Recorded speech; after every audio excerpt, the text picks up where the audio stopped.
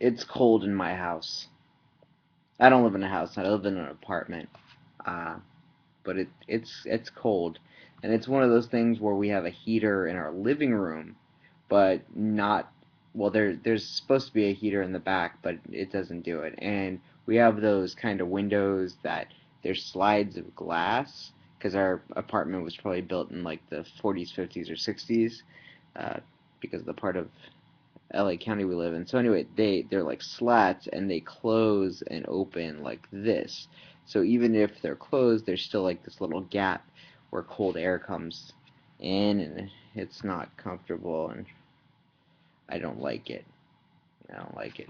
Thus, why I have this big bushy beard for the next however long. I'm probably gonna cut it soon. I just need a paycheck to come, and then once I do that, I'll go get a fancy haircut, a man's haircut, at one of those barber shops that all the guys dress like it's the 1950s, yeah, and you listen to rockabilly or like doo-wop or Art Laboe, moldy stuff. Um, so I just keep forgetting to tell people in my life about this, but like in my everyday life. Uh, but I'm a teacher. I'm a college professor, and I was teaching a class.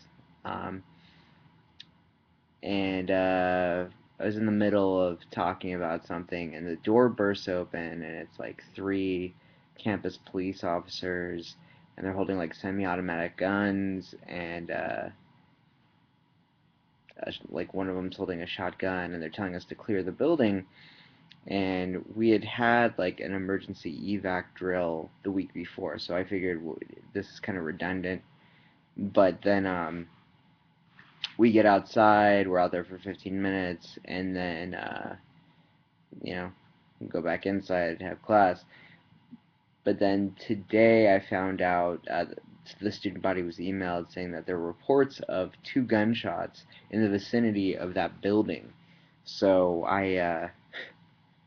so it seemed kind of surreal and fake, but it was real. It turned out to be, I guess, false alarm or crank call or something. But with school shootings happening the way that they've been happening steadily, which is a whole other topic. It was kind of scary. I mean, my heart kind of jumped into my throat. You never want to see a police officer with their gun drawn, or especially something like a more heavy kind of tactical firearm, something that you'd use in a gunfight as opposed to just, disarming or subduing an assailant. So it was pretty scary.